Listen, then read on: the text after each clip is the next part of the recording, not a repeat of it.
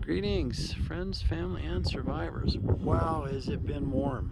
We just barely got that air conditioner in time, or we would have been in trouble. I found out that I still have heat stroke. And what the doc said, most people, when they get it, they have it for life. No, I never heard that before. I didn't need to hear that, right? So I worked till 10:30, and then I had to go sit in the air-conditioned trailer until now, 6 o'clock. And it's going to get hard to get anything done that way. It's supposed to really get hot a few days from now again. And so what I need to do is go back over the mountain and get our refrigerator so that we can store enough food so we're not having to drive to town all the time. The little propane refrigerator in the trailer is just too small, so I need our high efficiency refrigerator. So the truck was giving me some trouble. It definitely would overheat pulling a heavy load over the mountain on a warm day. And that's back when it was 80 degrees going over the mountain. In fact, it got pretty hot a couple of times when it was 70 degrees. And so I sent the radiator out to have it rotted out, and they couldn't do it. It was just the barnacles inside were set up too hard. They couldn't get their cleaning rods through the core, and that was unfortunate. I also noticed that the fan clutch wasn't kicking in. It used to be when it'd get anywhere near straight up on the gauge, you'd hear the fan start, it'd cool off, it'd go down to 1/3 on the gauge, and then the fan would kick off again. And it hasn't done that for a while, and that usually when it does that, it's because the thing that makes these wax pellet clutches work is when the heat from the radiator activates the clutch. And if the heat in the radiator is not able to dissipate the heat, then the fan will never turn on. And that's what was happening, because it's got good resistance on it. I don't think it's bad, and it's definitely been replaced since the truck was built. So I had to get another radiator. I got a rebuilt one, and they're proud of that. But the difference is this one is a 4-row, not a 3-row. The other one was a 3-row. So, and he showed me, he put it on the bench and he flowed water through it with one of the tanks off, and it was over 50% clogged, and what was flowing wasn't flowing very much. So I would say it was operating at way less than a third capacity. So now with full capacity plus an extra row, I ought to have plenty of cooling. So it's ready to pull some heavy loads back over the mountain. And I'll tell you, this log trailer that Dad and I built back in 1983, it's heavy by itself. Yep, it's close to 4,000 pounds all by itself. So, but it'll haul a mess of logs, that's a fact. So I was thinking, since I've got to run the refrigerator now, plus the air conditioner, because it's so hot, unusually hot for here. I mean, usually you don't see these temperatures at all in the summer, and if you do, it's for a week or two in August. And then it still cools off at night, freezing. When we were here last August, it got to 90 degrees, but it was 28 at night. Well, we're looking at 100 degrees and 60 degrees at night here in a few days. It's been 50 at night the last 2 days, but it's just not cooling off at night. So it's a heat spell, unusual red flag warning stuff. Hopefully it won't be like that all summer. That's something that we're just going to have to deal with. So in order to run the refrigerator in here plus the air conditioner, I need to add some more solar. So that's one reason why I need to go back over the mountain. I got to go to the mill yard and grab some lumber. So this one is wired in, ready to go. I've got another breaker coming. I had a bunch of spare 63s, so I need to swap this one out for a 20 amp. And that'll be the solar input on this guy. It's all wired. I just need to get another breaker. And I had a thought. I realized that this time of year the sun is way up there. This building is nowhere near blocking the sun if I put some solar panels right here. So I'm just going to put two 2x6s across there for stringers, and I'm going to bolt the 6 of the solar panels. I have 12 more solar panels to install, actually more than that, 16 more to install, but I could put 6 of them right here real easy. And so what I did is I just dug some holes and buried the base, and they're already charred good so they won't rot. And so this was my thinking. I've got a junction box right there. So before the sun is low enough in the sky where this building would block this array, I'm going to move that building. I just can't move it until the house gets here. Once the house gets here, the internet antenna moves over to the house, and then I'm going to extend this roof. And at that point, I'm going to put all 12 panels right on the roof of the solar shed. It's just the easiest thing to do. No, it's not the optimum angle. It's only about 4 degrees off. It looks more like 33 degrees rather than 42 degrees on the incline, but it's good enough. It'll have to be good enough. So this seemed the easiest way to be able to get another 1,000 watts, 1,100 watts, I guess it would be. Yeah, I think that's, what are those panels? 165 watts, so a little less than 1,000 watts, I think.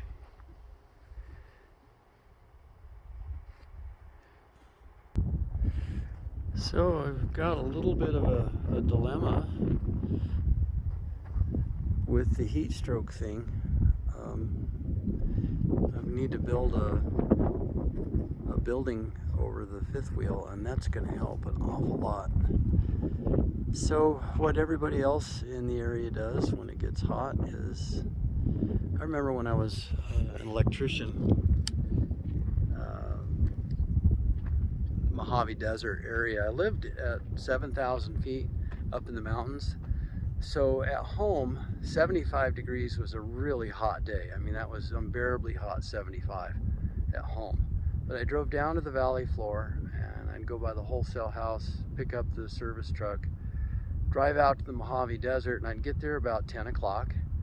And about the time I got the tools set up, I noticed that everybody else was leaving. The brick masons, the plumbers, the carpenters, they would all leave. So I'd work in the heat of the day, get to 118, and I'd work until 4 o'clock. I'd usually start wrapping up. By 4:30, here they all come back. And I asked a guy, where did you guys go? Of course, I'm 19 years old, right? And I asked them where they went. They go, you never heard of siesta? Yeah. You don't work in the heat of the day. Now, when you're young and dumb like I was, you can take it. The crazy thing is, when I got the heat stroke, it was a 61, 62 degree day, and the wind blowing, full sunlight, but cold. And so I never gave it a thought. I wasn't thirsty. I didn't feel hot. It took me a week to recover. Now if I get out in the direct sunlight at all, sick, nauseous, can't catch my breath, confused, and it doesn't matter how much I drink, that's not it. It's something to do with what happens to you with heat stroke. So I'm going to have to be really, really careful. So I'll get up at 4 in the morning and work till 10 o'clock, and then I'll come back out around this time, 6 o'clock or so, and in another 30 days the sun's going to be even lower, and it'll start cooling off in the night. And like I said, last year when we were here in March and April, and then we were here for a week in June, a week in July, and a week in August, and never saw these kinds of temperatures the whole time we were here. The hottest day we saw last year, and they were all saying how unusual, it's crazy, it got to 90 degrees. And I thought, if they're complaining about 90, we've got it made. Because that day they were complaining about it being 90 here last year. It was 105 at our other house and high humidity. So yeah, it's unusual. We just have to figure out how to live with it. But with another month from now, what I'm saying is it's going to be cooling off and freezing at night. So that overnight cooling helps so much because it takes that much longer for it to get warm the next day. So this is just unusual. I'm sure it's not going to last. And if it does, God will give us grace to deal with it. We just have to be smart. So we're really, really thankful we were able to get an air conditioner that will cool the trailer off. In fact, sitting in front of it, I get a little too cold. The back of the trailer stays about 95 degrees, but sitting right in front of the air conditioner, yeah, it's actually chilly, a chilly 70 something. So it works well. We're really, really thankful. There's a lot of folks around here. There's people live off-grid in a trailer right up there. Right below them, there's another group that lives off-grid. The upper one has solar. The lower one doesn't have anything. They're all hauling water. These guys over here just put in a well, and I hear them run their generator. Apparently they're able to stay cool with a generator, but I hear some other people up on the hill over here and across the valley over here. I hear generators running during the day, which is unusual. Usually hear their generator in the morning for an hour, and then they've done what they need to do. Well, now I'm hearing their generators running all day, and I've never heard that before. So they're hot too, running their air conditioners. But there's lots of people that live dotted all over these hills. Some people live up there in their car, and I'm sure they're really hot. And they don't have a well either. They are in the trees, but I don't know how they do it. And there's some people out here down in the flat where it's hot, like where I'm at. And I just been really quiet up on the mountain today. Haven't heard anybody, not a stir, because it was so hot. Everybody's just hunting some shade. And I feel for them. I have no reason to complain because we're so blessed compared to how so many people are forced to live up here. They're living in poverty. They're on their own property. That's a big plus. And my hat's off to them because they'd rather live in poverty on their own property than be indebted and live in a city renting somewhere. There are new neighbors. Try to get you out of the wind here. Right up on that rock bluff right there at the top in the center of the screen. A friend of mine lives up there, Jesse, and he's off-grid. And he says it's just baking hot up there, and I think he left for a week because of the heat. Did some traveling to get away from the heat, and he has not spent a winter here yet, so he's got a lot of work to do to get ready for winter. And that's our big push. We've got to get in something that we can heat to get through the winter, and hopefully the house will be here. We're praying so. Lord, have mercy on us. But God has a plan, that's for sure. And so trying to be as prepared as we can be. Dad is making some metal brackets that I need to go over the mountain and weld them up and put a pole building over the fifth wheel trailer with a little room on the side of it. So kind of on the side next to the front door, there's going to be an 8-foot by 6-foot room with a wood stove in it. And then you just open the window over the bed on the fifth wheel, and the heat comes in through that window to heat the fifth wheel. And you can prop the door open as well. And that's how people do it up here. That'll help heat the trailer and cut down on the propane for sure. but then we'll have to put an insulated skirt around the base of the whole thing. So we're going to try to build it in such a way where it'll function. We'll just keep the building and use it as a carport, and that's what we're going to have to do. We have to do something. For now, getting the sun off of that trailer is going to make a huge difference. That'll just, maybe even the air conditioner would keep up at that point. Wouldn't that be great? So that's going to be the big push for the next few weeks, is trying to get that thing going. I think I'll start the building probably around the 1st of July, and I'll be hauling material that week. So that first week of July is when we hope to be able to start that thing. And then right after that's done, we've got to extend the barn. So this half shack, as Carol calls it, we're going to use it for a winter or two. It's temporary, so it won't be mounted in concrete. They're just going to be posts in the ground like those. I think I've got those in 22 inches or something. So I'll do the same thing. I'll extend this roof out here, and then I'll wall in 3 sides so the mare can get out of the wind. And the other thing I'll have to do is I'll have to put a sliding door over here. And this is all the hay storage we have. It's just going to have to be enough. We'll close in the top up there too, so it doesn't blow snow in here. But we're really thankful for this little building. It was never meant to be a horse barn, but you do what you got to do. It's not permanent, but it'll last until we get Carol's barn built, which is going to go right here in this area.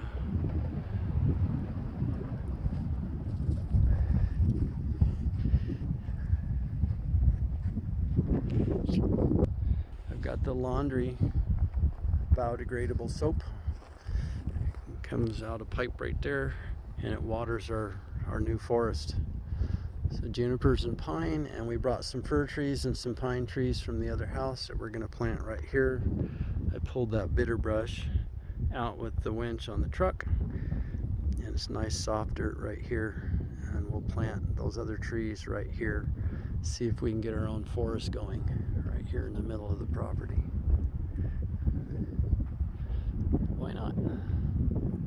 Yep, that upper roof, and extend that 17 feet. That'll be enough to put 12 panels up there easily. Just call it good. Solar's so cheap right now.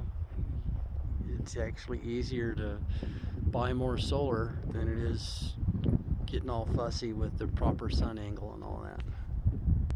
So that's the other thing, is I'll have to take the solar panels off of the fifth wheel and put them on the roof, the pole building roof. So the fifth wheel continues to have power through the winter, because I can't use this extension cord, especially when they're setting the house up and leveling it, all that. We're gonna need to continue to have power while they're doing all of that. So we've got a lot of things to figure out with solar. So many different steps that are temporary, but I think we've got a good start at it, considering that we're so far out from town. You just can't go to town and grab a nut or a bolt or a chunk of wire or something. In fact, it's sometimes faster if you know you're not going to go to town. It's easier to order it on Amazon, and they'll bring it right to the gate, because you're not supposed to go to town for another 2 weeks. That's kind of how it rolls around here. So in order to make that work, I have got to get the refrigerator up and running so that we can do our once a month shopping, which we've done for many, many years. Yeah, many years. And one of the things that's hard on Carol is, you guys have seen our pantry at the other house. It's huge. Several years worth of food, and dry stock and canned goods and chest freezers and all of that stuff, and it's all sitting there, and she can't get to it, and there's not enough storage in that trailer to store more than a week's worth of food, and it's driving her nuts.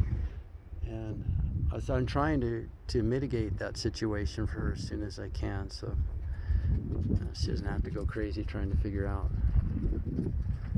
There's a FedEx truck. The UPS trucks up here are Ford diesel 4-wheel drives. They're 1-ton 4-wheel drive trucks. I don't know that FedEx makes it up here in the wintertime in the snow, but UPS definitely does, and that is a really cool thing. Okay, enough gabbing. Hope everybody's doing well, and remember to keep looking up. Jesus is the way, the truth, and the life, and my only regret is that I didn't follow him sooner. Have a blessed night.